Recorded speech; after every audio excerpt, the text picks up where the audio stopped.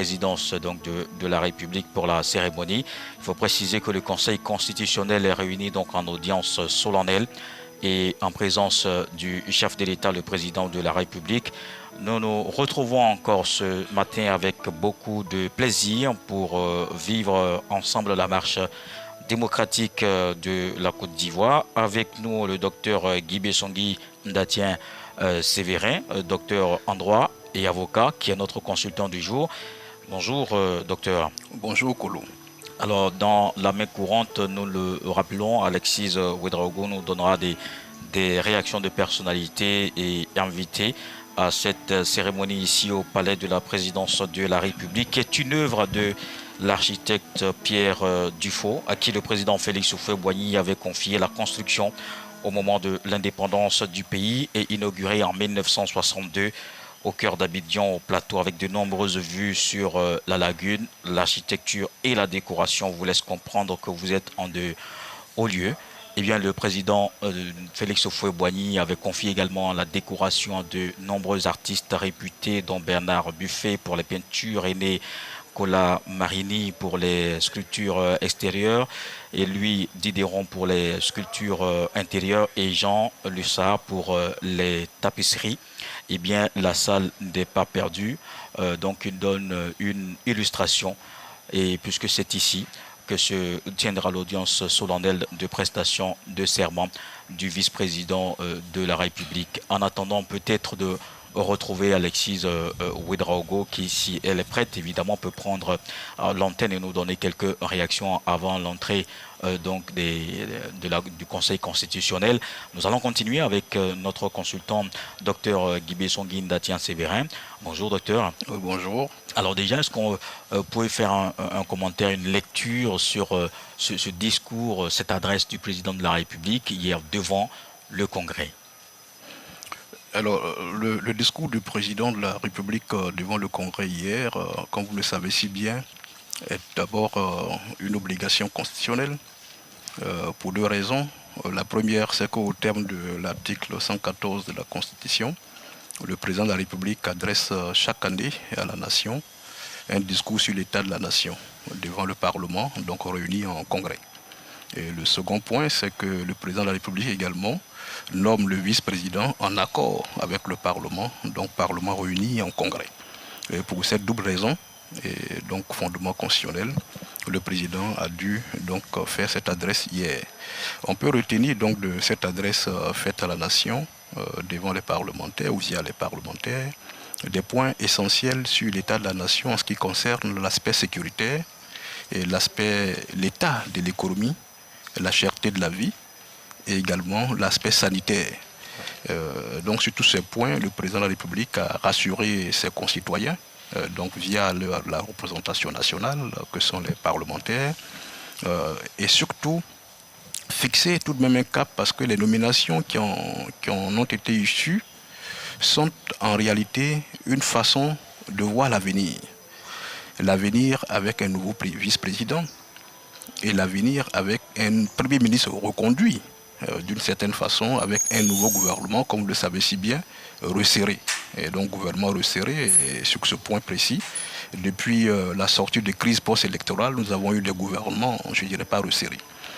Donc pour une fois, le président de la République, ayant pris la pleine mesure de la nécessité de revoir notamment la résilience sociale et sécuritaire, comme l'a si bien dit, a voulu que cette fois-ci le gouvernement soit resserré, afin de réorienter notamment les ressources vers une optimisation des ressources. Et ce n'est pas étonnant de voir que c'est un ancien gouverneur de la BCEAO qui est aujourd'hui aussi vice-président. Oui, justement, ça m'amène à vous demander justement de vous prononcer sur la personnalité qui a été donc cooptée par le président de la République, qui a été présentée hier. Et le président de la République disait que c'est un technocrate au pair, donc un grand commis de l'État.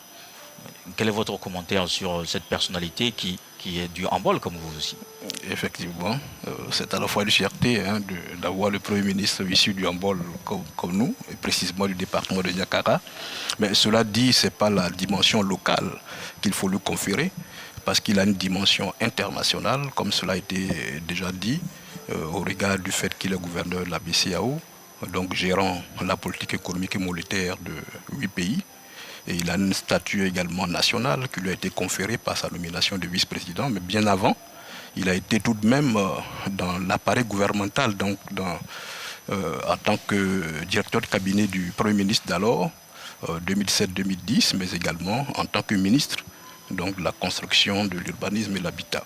Ouais, donc il a une expérience gouvernementale valorisable. Oui, alors on va revenir à l'intérêt de la nomination donc, du vice-président de la République. Évidemment, c'est la Constitution qui le prévoit et le président de la République a donc réuni le Congrès hier pour que, ensemble, la décision soit prise, ou du moins qu'ils prennent la décision et en accord avec le Parlement, ce soit entériné et qu'aujourd'hui, le Conseil constitutionnel donne la suite avec la prestation de serment.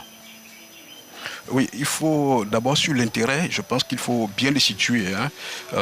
Il est vrai que la Constitution fait obligation de nommer un vice-président, mais la Constitution ne dit pas le moment et n'encadre pas et n'enferme pas le président dans un délai. Et cela avait été effectivement, ça avait suscité de l'intérêt à l'époque. Mais je voudrais d'abord aller sur l'exécutif, la composition de l'exécutif.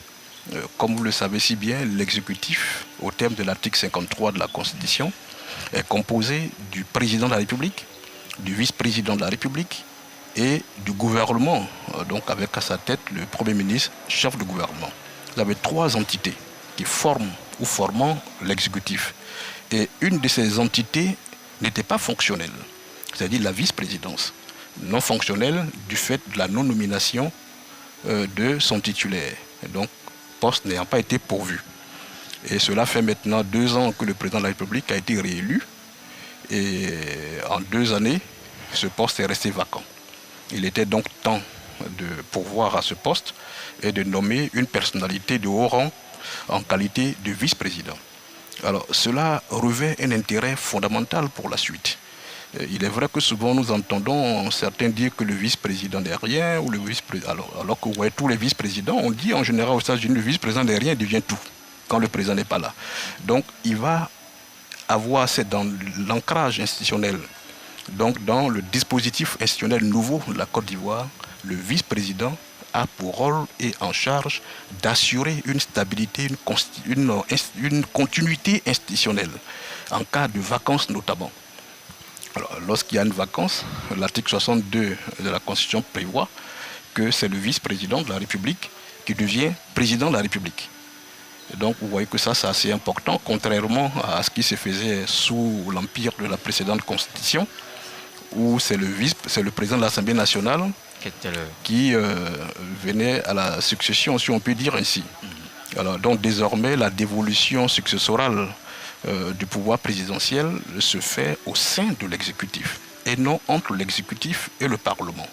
Et alors, donc vous voyez l'intérêt et l'importance de la nomination du vice-président. D'accord. Vous avez parlé tout à l'heure des attributions, mais sans vraiment les préciser.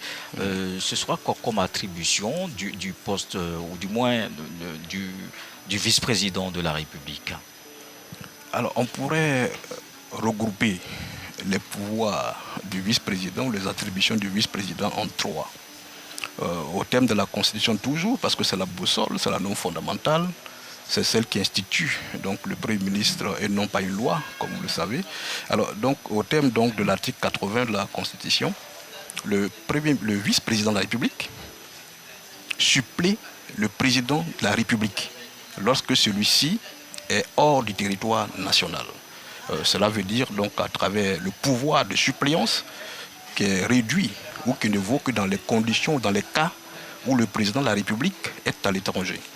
Mais dans le cas où le vice-président de la République supplée le président de la République, il peut lui déléguer des pouvoirs ou du moins la possibilité de présider le Conseil des ministres sur un ordre du jour précis. Alors, il a également un rôle également de pouvoir délégué, donc attribution déléguée, ça c'est l'article 76 de la Constitution. Il dit que le président de la République peut déléguer par décret donc des attributions ou des pouvoirs au président, au vice-président de la République. Celui-ci donc agit par délégation du président de la République. Mais il y a un troisième point, une troisième catégorie qui me semble très importante. Vous allez continuer. On va juste rappeler que le président de la République est accompagné de la première dame, Dominique Ouattara. Ils donc vont regagner la salle des pas perdus, alors qu'on a vu juste avant l'entrée du couple présidentiel l'arrivée du Premier ministre Patrick Nguessan. Patrick Hachi.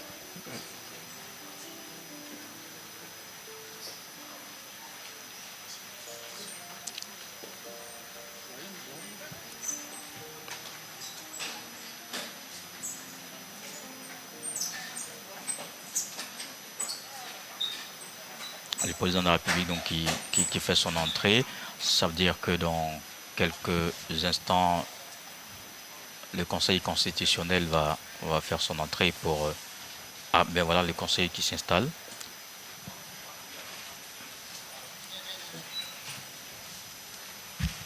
En même temps que le président de la République, on voit les juges constitutionnels, le président... Mamadou Koné, président du Conseil constitutionnel.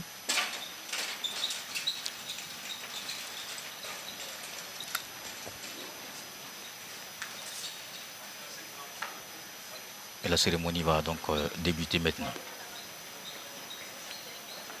L'audience solennelle de prestation de serment du vice-président de la République est ouverte. Monsieur le commissaire de justice, je vous prie, sous la conduite de Monsieur le directeur général du protocole, d'aller quérir l'impétrant du jour, Monsieur Tiemoko Méliès-Koné, en vue de sa prestation de serment.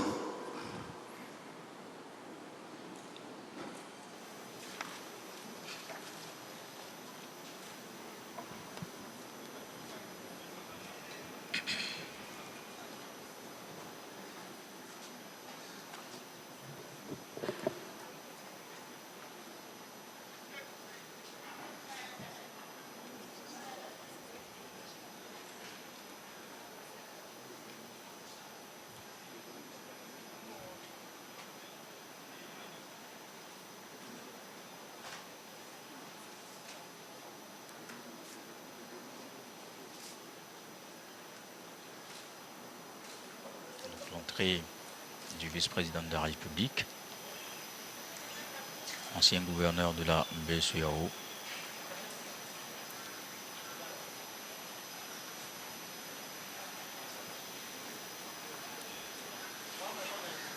Monsieur le secrétaire général du Conseil constitutionnel, veuillez vous tenir debout et donner lecture à haute et intelligible voix du décret portant nomination de M. Tiemoko Méliès-Koné dans les fonctions de vice-président de la République de Côte d'Ivoire.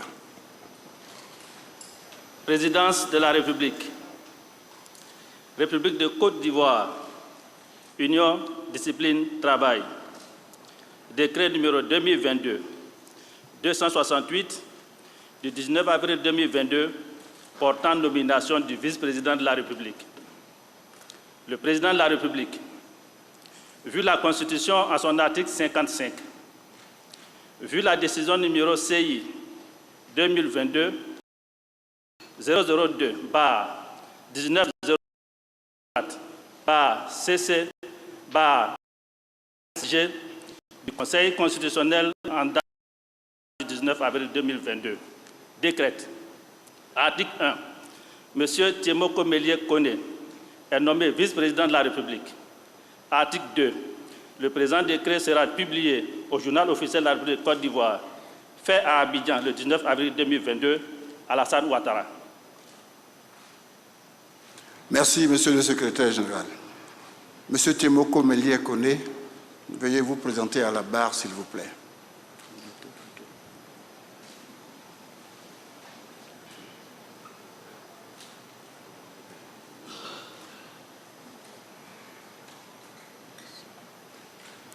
Monsieur le vice-président de la République, la Constitution vous fait obligation de prêter serment avant votre prise de fonction. C'est à cette formalité que nous allons satisfaire maintenant. Et pour ce faire, je vais vous demander de poser la main gauche sur la Constitution, de lever la main droite et lire la formule de votre serment qui est devant vous. Je jure solennellement et sur l'honneur de respecter la Constitution, de remplir consciencieusement les devoirs de ma charge dans le strict respect de ses obligations et avec loyauté à l'égard du Président de la République. Que le Président de la République me retire sa confiance si je trahis son serment, mon serment. Merci. Monsieur Tiemoko Melie-Kone, le Conseil constitutionnel vous donne acte du serment que vous venez de prêter et vous renvoie à l'exercice de vos fonctions de vice-président de la République de Côte d'Ivoire. Donne acte à Monsieur le secrétaire général de la lecture par lui faite et dit que du tout, il sera dressé procès verbal pour y être recouru en cas de besoin. Vous pouvez reprendre votre siège.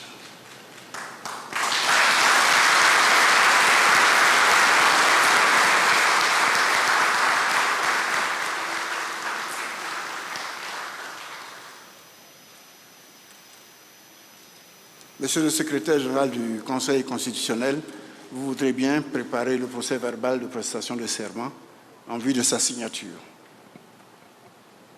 Plutôt le lire d'abord. Ouais. Procès verbal de prestation de serment du vice-président de la République de Côte d'Ivoire, numéro CI 2022-2004, barre serment VPR, barre 001, barre CC, barre SG, du 20 avril 2022. L'an 2022 et le mercredi 20 avril, par devant le Conseil constitutionnel, réuni en audience solennelle, M. Tiemoko Melie-Kone, nommé vice-président de la République de Côte d'Ivoire par décret numéro 2022-268 du 19 avril 2022, a prêté le serment préalable à son entrée en fonction conformément aux dispositions de l'article 79 de la Constitution, en la présence constante du président de la République.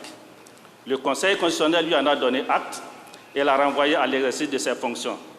Le Conseil constitutionnel a également donné acte à M. le secrétaire général de la lecture par lui faite du décret de nomination, en foi de quoi le présent procès verbal a été dressé et signé par le président et le secrétaire général du Conseil constitutionnel pour y être recouru en cas de besoin. Le secrétaire général du Conseil constitutionnel, Kamara Saka, le président du Conseil constitutionnel, Mamadou Kone.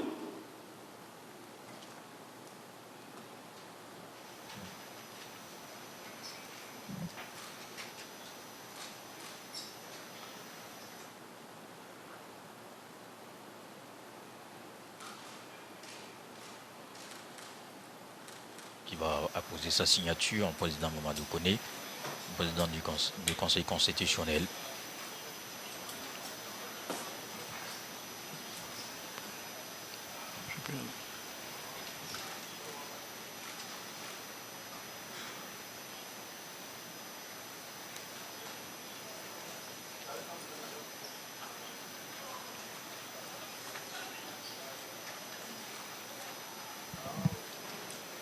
Le secrétaire général a également apposé sa signature.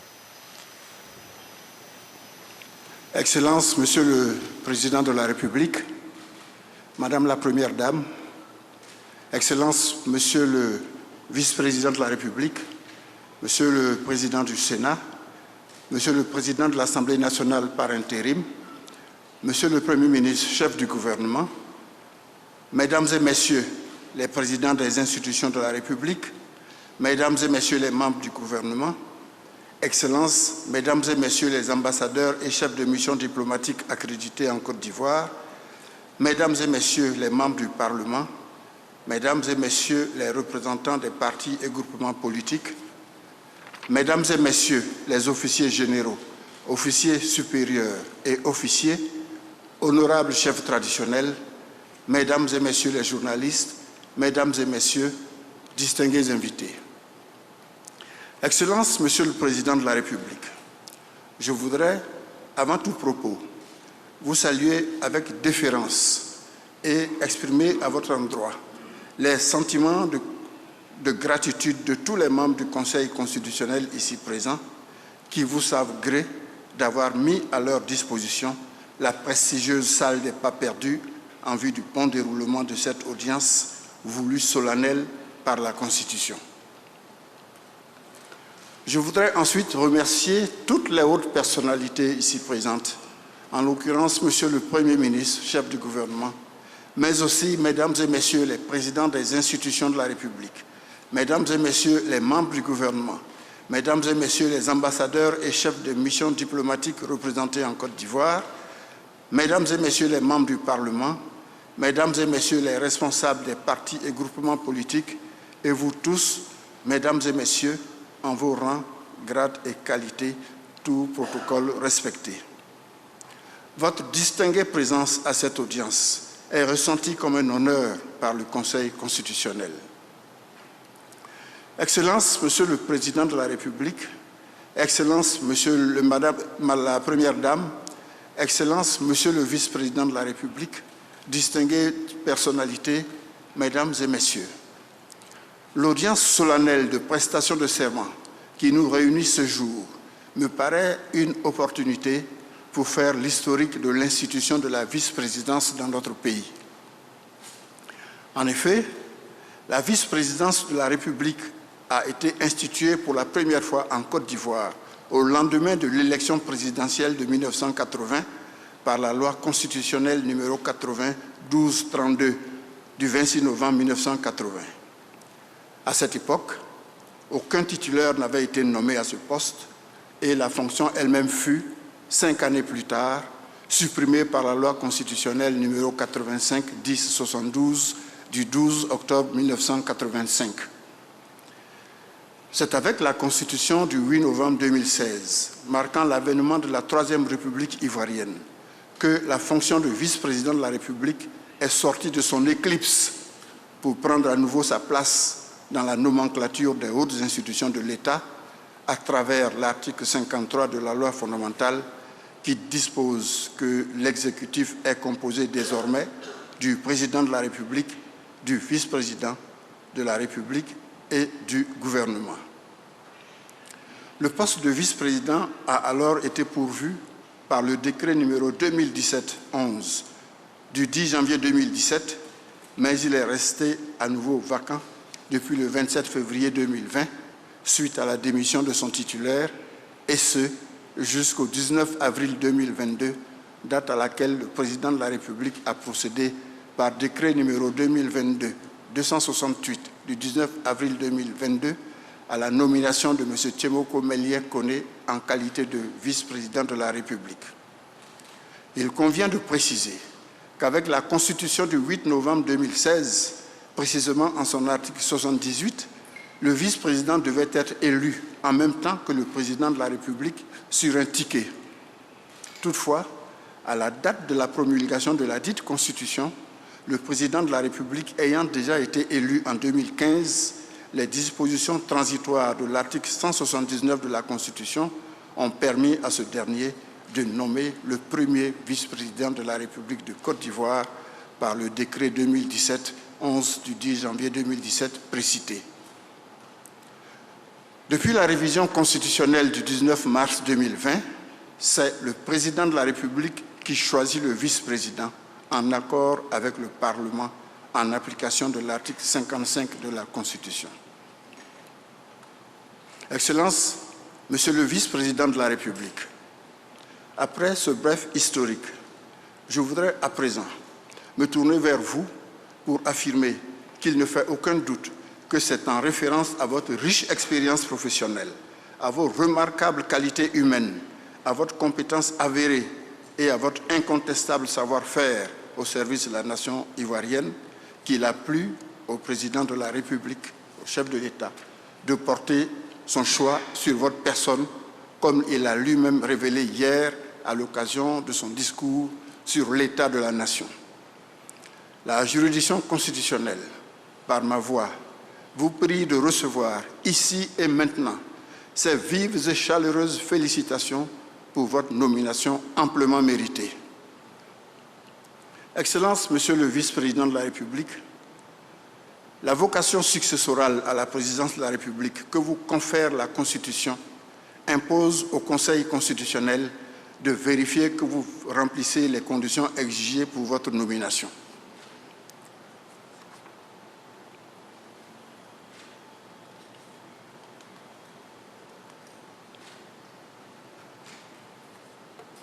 Ce contrôle, exercé par notre juridiction au cours de son audience du 19 avril 2022, nous a donné de constater que vous remplissez les conditions fixées par l'article 78 nouveau de la Constitution, qui sont les mêmes que celles prévues à l'article 55 alinéa 3 de la loi fondamentale s'agissant du président de la République et qui sont les suivantes, je cite, « Le vice-président de la République doit jouir de ses droits civils et politiques et doit être âgé de 35 ans au moins.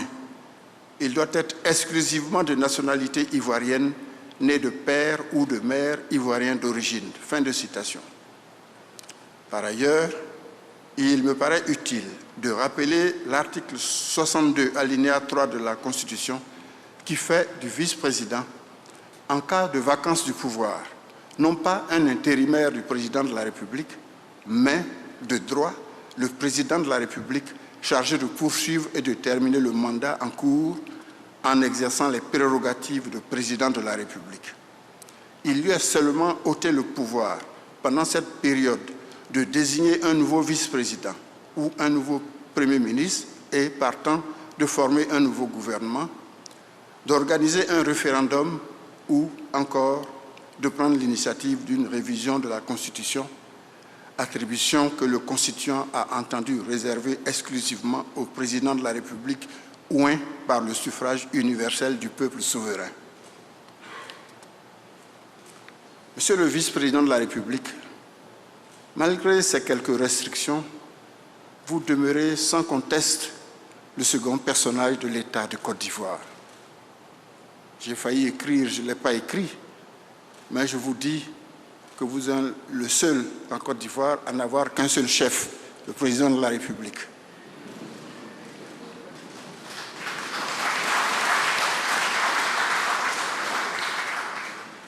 Ce rappel a pour seule vocation de relever toute l'importance de la fonction de vice-président de la République ainsi que le niveau de responsabilité auquel elle se situe relativement à l'exercice du pouvoir d'État.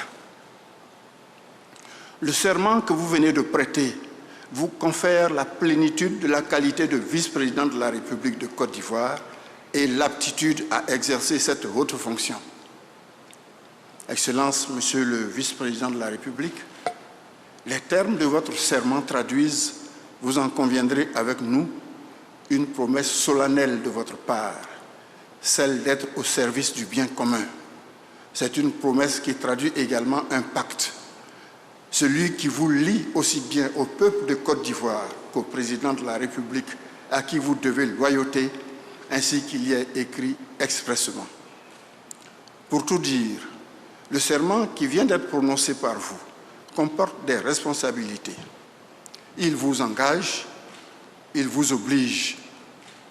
En effet, la loi fondamentale que vous avez, à travers votre serment, juré de respecter, prescrit en son article 79 in fine que les dispositions des articles 60 et 61 de la Constitution s'appliquent au vice-président de la République. L'article 60 a trait à la bonne gouvernance devenue, partout à travers le monde, le fil conducteur de la gestion des affaires publiques. Cette disposition vous oblige à procéder à la déclaration authentique de votre patrimoine devant la Cour des comptes. Vous êtes le seul, avec le président de la République, à déclarer votre patrimoine, non pas devant la haute autorité pour la bonne gouvernance, mais devant la Cour des comptes. En outre, le même article vous interdit, soit par vous-même, soit par personne interposée, durant tout l'exercice de votre fonction, d'acquérir ou de louer le moindre bien relevant du domaine de l'État et des collectivités territoriales. Cette interdiction ne peut être levée qu'avec l'autorisation préalable de la Cour des comptes. Par ailleurs, Le dernier alinéa de cet article vous fait obligation de ne point soumissionner au marché de l'État et des collectivités publiques. En sus des exigences de bonne gouvernance sur lesquelles je ne vous ferai pas l'injure d'insister outre mesure, parce que vous les maîtrisez parfaitement, l'article 61 de la Constitution énumère les fonctions incompatibles avec celles de vice-président de la République. Il s'agit du mandat de député ou de sénateur, de tout emploi public et de toutes activités professionnelles. L'objectif visé par ces incompatibilités est non seulement de faire respecter la séparation des pouvoirs entre l'exécutif et le législatif, de prévenir d'éventuels conflits d'intérêts, d'éviter un cumul de fonctions ou de mandats, source d'inefficacité. L'adage ne dit-il pas que qui trop embrasse mal étreint. Excellence, Monsieur le vice-président de la République, qu'il me soit permis de rappeler qu'en prêtant serment ce matin, vous vous engagez au strict respect de la Constitution. Elle est placée là, devant vous, comme pour mieux prendre acte de votre engagement. Ce faisant, vous partagez désormais avec le Président de la République et le Conseil constitutionnel une obligation forte, à savoir la fidélité à la loi fondamentale. Dès lors, il vous incombe désormais de défendre en toutes circonstances les principes et les valeurs qu'elle véhicule. En prenant la ferme résolution ce matin de remplir fidèlement les devoirs de votre charge et de vous comporter de manière loyale à l'égard du Président de la République, c'est à une droiture sans inflexion, à une sincérité sans défaillance et à un irréfragable devoir de franchise, non seulement dans l'exercice de votre fonction, mais surtout à l'endroit du Président de la République, que vous vous engagez solennellement. Monsieur le vice-président de la République, je ne saurais clore mon propos sans appeler votre haute attention sur le fait que, malgré l'articulation du pouvoir exécutif en 3 organes, le Président de la République est et demeure le détenteur exclusif du pouvoir exécutif, ainsi qu'il est mentionné expressis verbis à l'article 63 de la Constitution. C'est pourquoi votre attachement au serment que vous venez de prêter et le respect de la Constitution seront un gage du bon fonctionnement de l'exécutif ainsi que du succès de la mission qui vient de vous être confiée. En toutes circonstances, il vous faudra observer les dispositions de l'article 80 de la loi fondamentale qui précise que, je cite, « Le vice-président de la République agit sur délégation du président de la République. Le vice-président de la République supplée le président de la République lorsque celui-ci est hors du territoire national, etc. » Fin de citation. Excellence, Monsieur le Président de la République,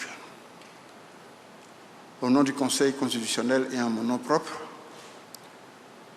je vous souhaite, Excellence, Monsieur le Vice-président de la République, au nom du Conseil constitutionnel et en mon nom propre, je vous souhaite de répondre avec compétence, efficacité et bonheur à l'attente légitime du Président de la République, Son Excellence M. Alassane Ouattara, ainsi que du peuple ivoirien tout entier qui aspire à un mieux-être social dans la paix et la concorde.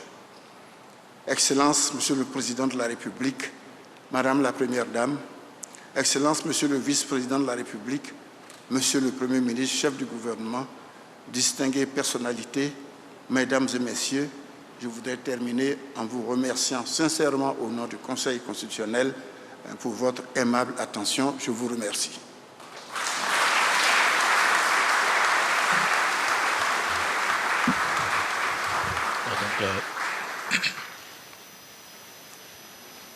Message. Sur ce, l'audience solennelle de prestation de serment du vice-président de la République est terminée. Je vais passer le relais à Monsieur le directeur général du protocole d'État pour la suite du programme. L'audience solennelle de prestation de serment du vice-président de la République est levée. Non, on ne bouge pas.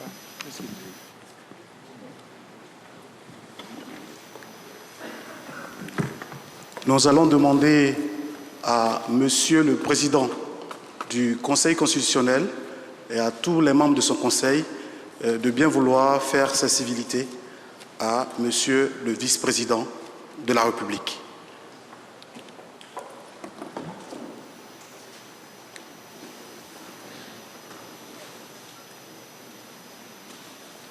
On voit bien qu'après ce message de M. Mamadou Koné, le président du Conseil constitutionnel, qui est l'un des magistrats les plus qualifiés de notre pays. Il est sorti major de l'École nationale de magistrature de Paris en 1980 et il a gravi tous les échelons.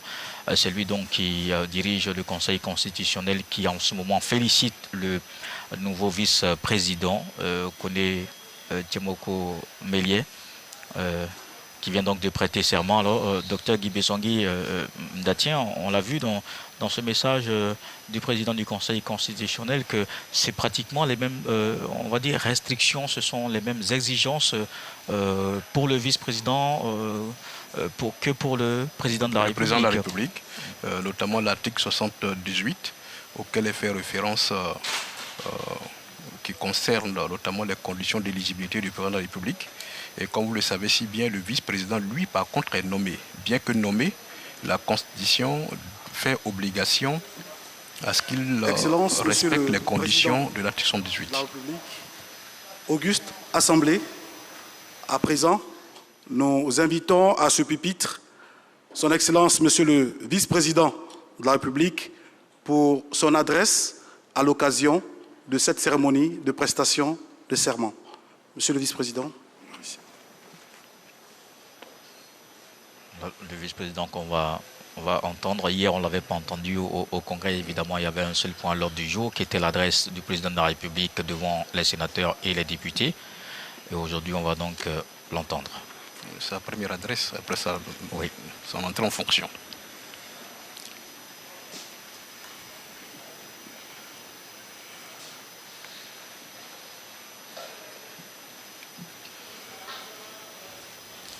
Excellences, Monsieur le Président de la République, Madame la Première Dame, Messieurs les Présidents d'institutions, Monsieur le Premier ministre, chef du gouvernement, Monsieur le Président du Conseil constitutionnel et Mesdames et Messieurs les membres du Conseil, Mesdames et Messieurs les ministres d'État, Mesdames et Messieurs les ministres, Mesdames et Messieurs les ministres gouverneurs des districts autonomes, Excellences, Mesdames et Messieurs les ambassadeurs et membres du corps diplomatique, Mesdames et Messieurs les représentants des organisations internationales accréditées en Côte d'Ivoire, Mesdames et Messieurs les représentants des organisations professionnelles syndicales de la société civile, Mesdames et Messieurs les officiers généraux, officiers supérieurs, Mesdames et Messieurs les présidents et secrétaires généraux des groupements et partis politiques, honorables rois et chefs traditionnels, vénérables chefs religieux, distingués invités, Mesdames et Messieurs. Excellences, Monsieur le Président de la République, conformément aux dispositions de la Constitution du 8 novembre 2016, vous avez procédé à ma nomination aux autres fonctions de vice-président de la République de Côte d'Ivoire. Réunis en congrès ce 19 avril 2022, l'Assemblée nationale et le Sénat ont bien voulu acter cette nomination. La poursuite des formalités républicaines me vaut aujourd'hui l'honneur de la prestation de serment que je viens d'effectuer devant le Président et les éminents membres du Conseil constitutionnel. Aussi, à l'entame de mon propos, je voudrais qu'il me soit permis de vous exprimer ma profonde gratitude et mon infinie reconnaissance pour la grande confiance ainsi placée à ma personne. Je mesure l'honneur qui m'est fait. Je mesure aussi la responsabilité de la tâche qui est désormais la mienne et que je compte aborder à vos côtés avec humilité et détermination. Excellences, Monsieur le Président de la République, depuis maintenant 11 ans, que vous avez la charge de la destinée de notre cher pays, vos priorités sont connues. Ramener et consolider la paix en Côte d'Ivoire, persévérer la sécurité et promouvoir le développement et la prospérité pour tous les Ivoiriens. Aujourd'hui, les résultats de cette politique sont visibles. Tous les Ivoiriens, des villes et des campagnes, jeunes comme vieux, hommes et femmes, sont témoins de la transformation qualitative de notre pays, et ce, dans tous les domaines. Vous avez ainsi démontré à suffisance que vous êtes demeuré le digne successeur du Père de la Nation, notre icône nationale, feu le président Félix Houphouët-Boigny, grand bâtisseur et homme de paix. Sur le plan régional et international, notre pays a retrouvé son rayonnement. Désormais, la voix de la Côte d'Ivoire porte et la voix de la Côte d'Ivoire compte. Ces grandes avancées sont le fait de votre clairvoyance leadership, dont les actions ont été mises en œuvre par d'illustres hommes d'État de notre nation. Qu'il me soit permis de leur rendre à tous un hommage bien mérité. Sans pouvoir les citer, sous ce chapitre, je voudrais néanmoins saluer la mémoire des premiers ministres Amadou Gon Coulibaly et Ahmed Bakayoko, que le destin a prématurément arrachés à notre affection. Que leurs âmes reposent en paix. Excellence, Monsieur le Président de la République, nonobstant l'immensité des résultats palpables de votre action à la tête de l'État, vous n'avez de cesse d'œuvrer pour consolider les acquis et améliorer les conditions de vie des Ivoiriens. Vous l'avez toujours dit, le socle de tout progrès, c'est d'abord la paix. Cette paix, vous l'avez su la ramener dans notre pays par votre sens constant du dialogue constructif et du dépassement. Pour la préservation et la consolidation de la stabilité, vous avez lancé en 2021 le projet Une Côte d'Ivoire solidaire qui, à n'en point douter, permettra au cours des prochaines années d'accélérer le processus de transformation socio-économique de notre pays. Ce projet majeur, vous avez bien voulu me le rappeler, repose sur 5 piliers. Consolider la triptyque paix, sécurité, cohésion, socle de tout progrès. Favoriser la création de richesses, source d'emplois en visant la transformation structurelle, notamment l'industrialisation de notre économie. Promouvoir un cadre de vie et d'investissement au niveau de chacune de nos régions. Assurer le développement d'une administration plus performante et plus engagée. Placer l'homme au cœur de toutes les actions en termes de finalité, mais aussi en termes de moyens d'atteinte des objectifs visés. Au regard de vos ambitions, Monsieur le Président de la République, ainsi clairement affichées, je mesure alors le défi qui est le mien dans les fonctions de vice-président. Je me mets à votre disposition pour la poursuivre à vos côtés. Les initiatives de consolidation de notre démocratie, de transformation de notre économie. Vos orientations et vos conseils constitueront toujours la boussole de mes actions. Excellence, Monsieur le Président de la République, distingués invités, Mesdames et Messieurs, la charge qui m'incombe désormais ne peut s'exercer sans le soutien de ma famille. Aussi, vous me permettrez d'abord de rendre un hommage appuyé à mon épouse qui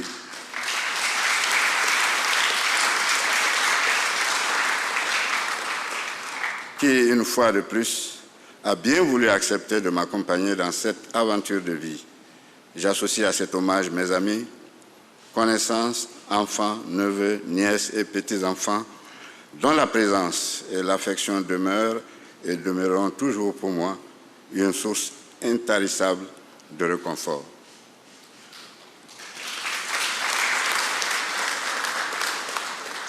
Enfin, j'éprouve à cet instant une pensée pieuse pour mes géniteurs qui, bien que physiquement absents, m'ont toujours accompagné de leur bénédiction. Excellence, Monsieur le Président de la République, avant de terminer mon propos, je voudrais vous réitérer ma gratitude et, avec votre permission, adresser mes vifs remerciements à toutes les personnalités et à tous les citoyens qui ont bien voulu honorer de leur présence cette cérémonie. Je vous remercie de votre très aimable attention.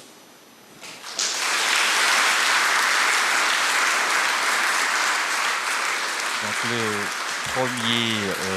le vice-président de la République va recevoir les félicitations de son Excellence M. Alassane Ouattara, président de la République, et de Mme Dominique Ouattara, première dame. Voilà le moment de félicitations du couple présidentiel. Après le... Il recevra par la même occasion les félicitations de son épouse. Suivront les félicitations des enfants et des présidents des institutions de la République. Donc, Dr Guy Bessongui, voilà, la prestation de serment est terminée. Le vice-président a pris la parole, comme on le disait tout à l'heure, pour la première fois. Les félicitations du président de la République et de la première dame au vice-président Kone Temoko Melie et son épouse, donc qui vont aussi recevoir, je parle du vice-président et son épouse, qui vont donc recevoir les félicitations des présidents d'institutions. Pour cette cérémonie solennelle. Une confiance bien méritée. Et on peut dire que dans ce message du vice-président, on voit bien qu'il mesure visiblement l'immensité, sinon la hauteur de la tâche qu'il attend. Effectivement. D'ailleurs, comme il a prononcé dans sa formule de serment, donc il prend pleinement conscience des devoirs de sa charge et qu'il entend d'ailleurs exécuté avec loyauté. Encore, le président du Conseil constitutionnel l'a rappelé, et cela ressort de sa formule de serment, avec loyauté à l'égard du président de la République. Et sur ce point d'ailleurs, vous aurez noté qu'il y a une différence entre la formule de prestation de serment du président de la République et celle du vice-président. Ah oui, si. Alors, celle du président de la République commence par « devant le peuple souverain », parce qu'il est élu. Et elle finit par que le peuple me retire sa confiance si je trahis mon serment. Alors que le vice-président, c'est que le président de la République me retire sa confiance si je trahis mon serment. Donc loyauté à l'égard du président de la République, fidélité, et donc en cas d'infidélité qu'on peut dire, ou de non-loyauté pour être plus précis, et donc que le président de la République lui retire sa confiance, telle qu'est la formule prononcée dans le cadre de sa prestation de serment. Donc on voit bien qu'en fait ce sont les effets de la prestation de serment. Tout ceci pour dire clairement le rôle ou du moins la position du vice-président dans ce que le président du Conseil constitutionnel a appelé l'exécutif à trois organes, dont évidemment le chef est le président de la République. C'est cela, c'est bien clair dans la Constitution, notamment à travers l'article 63, où le président de la République est le détenteur exclusif du pouvoir exécutif, bien que composé de trois entités, telles que je viens de le dire, le président de la République, le vice-président et le gouvernement. Il n'y a qu'un seul détenteur du pouvoir exécutif. Et encore détenteur exclusif, c'est-à-dire qui ne sont pas notamment des pouvoirs partagés.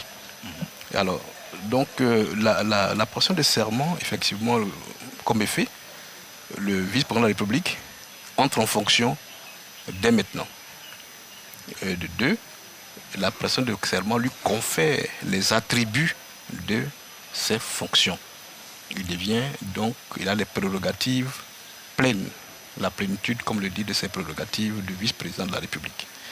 Et donc, alors que hier, il avait été nommé, désigné, choisi plutôt par le président de la République, et donc il pouvait n'entrer en fonction qu'après avoir prêté serment en audience solennelle. Et cela a été rappelé, cela fait la deuxième audience du Conseil constitutionnel, celle d'hier et celle d'aujourd'hui. Alors, celle d'hier, c'était pour un contrôle, c'était exactement le même contrôle que pour le candidat, par exemple, à l'élection présidentielle. Voilà, justement, celle d'hier, conformément à l'article 179 de la Constitution d'ailleurs, qui le prévoit, le Conseil constitutionnel, avant l'entrée en fonction du vice-président, le Conseil constitutionnel procède à la vérification des conditions de sa nomination. Et les conditions de sa nomination, il a rappelé, le président du Conseil constitutionnel, sont les mêmes que les conditions d'éligibilité du président de la République.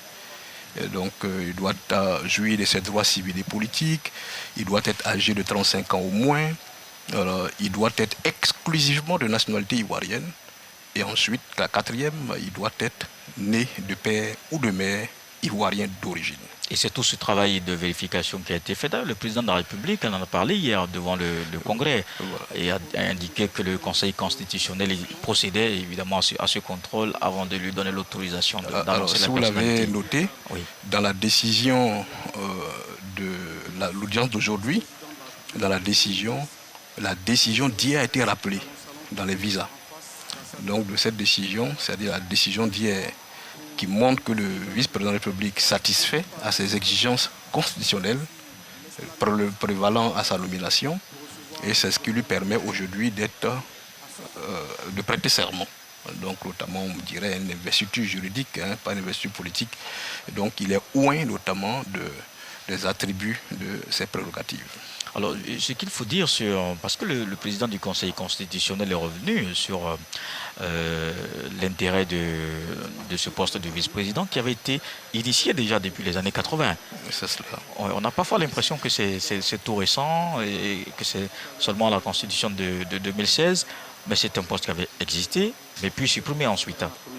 Oui, ce poste avait existé, supprimé sans avoir eu de titulaire. Bien vouloir vous retirer dans le salon privé en face de la salle des pas perdus.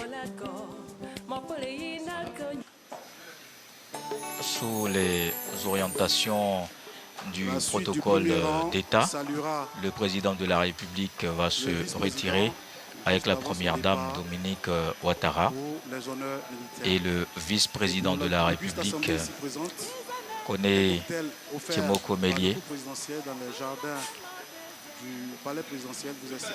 et le Premier ministre Patrick Kachi, qui a été aussi reconduit hier devant le Congrès. Et le président de la République a devant le Congrès donné des orientations au chef du gouvernement, c'est-à-dire lui proposer un gouvernement resserré qui va de façon très précise adresser les grandes questions, les grands défis qui se dressent à la Côte d'Ivoire. Il s'est dans son adresse réjoui de la stabilité politique, la stabilité sécuritaire, quand il dit par exemple que la Côte d'Ivoire est en paix, la marche démocratique et politique du pays est bonne, la sécurité est calme sur toute l'étendue du territoire national. On voit bien que, évidemment, le pays est en bonne marche et avec le vice-président désigné qui, aujourd'hui, prête serment. C'est donc dire que toutes les institutions de la République sont en place et marchent, fonctionnelles. Et les entités de l'exécutif, président, vice-président et gouvernement, sont également bien en place. D'accord. Alors on va redonner l'antenne à Alexis Ouedraogo pour des réactions. Oui, effectivement, Kolo. Cérémonie qui est faite. Le vice-président de la Côte d'Ivoire est connu. Il a prêté serment. Il prend fonction. Madame la ministre d'État, quel commentaire? Je voudrais d'abord remercier le président de la République qui vient de respecter la Constitution en nommant le Premier ministre, d'abord qui a été reconduit. Et je voudrais le féliciter. Et surtout en nommant le vice-président de la République à la personne de M. Koné Tiemoko, qui est une personnalité connue de nous tous, qui est de grande qualité, qui est un cadre compétent, qui a fait ses preuves aussi bien en Côte d'Ivoire au niveau du gouvernement au niveau de la primature qu'à la tête de la BCEAO, qui est cette grande institution sous-régionale. Donc, je voudrais me réjouir de cette nomination et dire que le président de la République, avec à ses côtés, comme très proche collaborateur, le vice-président Koné Tiemoko et le Premier ministre Hachi Patrick, je suis sûr que cette paire va apporter beaucoup au président de la République et ce trio permettra à la Côte d'Ivoire vraiment de continuer sa marche vers le développement, vers l'émergence. Et le président l'a dit, nous sommes dans la Côte d'Ivoire solidaire et donc il a aujourd'hui à ses côtés des personnalités qui vont l'aider à poursuivre ce programme pour le bien-être des populations ivoiriennes. Donc je m'en félicite et je félicite surtout Monsieur le vice-président et Monsieur le Premier ministre. Merci beaucoup, madame. Kolo, le temps de retrouver notre personne dans la main courante et je vous reviens tout de suite. Merci Alexis Ouedraogo. Alors on parlait tout à l'heure de toutes les institutions de la République qui sont désormais fonctionnelles. Eh bien, cela participe de la vitalité, on va le dire, politique et démocratique du pays. Oui, de la vitalité d'abord des institutions, donc institutionnelles, et ensuite également démocratique. Justement parce que la démocratie vit à travers les institutions. Donc le fait que les institutions soient aujourd'hui complètes permettent. Et le vice-président de la République va recevoir donc les honneurs militaires.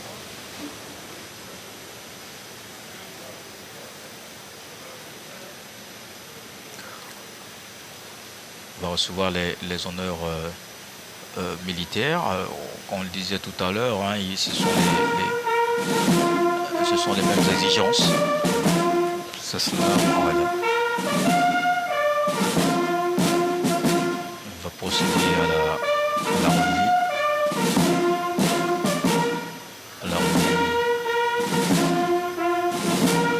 Différentes troupes. Là, on voit la musique. Le premier passage à la revue des troupes, le vice-président de la garde républicaine, oui, le drapeau et sa garde. Là, le vice-président de la République devant le drapeau et sa garde. Le vice-président de la République.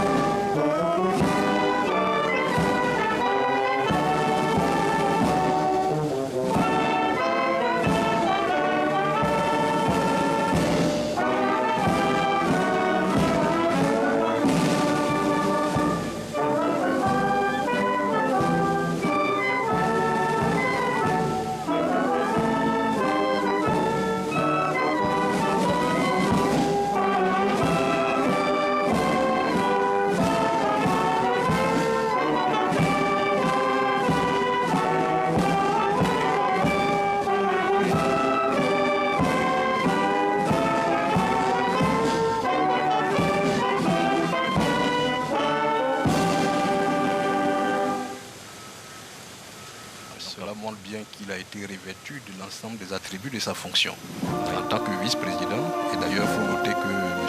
Koné Tiemoko Mélié, vice-président de la Côte d'Ivoire, est la seconde personnalité désormais de la Côte d'Ivoire, en rang protocolaire et également en vertu de ses pouvoirs, de ses attributions. Alors donc, juste après l'exécution de l'hymne national, il procède en ce moment à la revue des troupes, à la revue des troupes, comme vous le rappeliez à l'instant, en raison évidemment de ce qu'il a, il est revêtu de tous les attributs.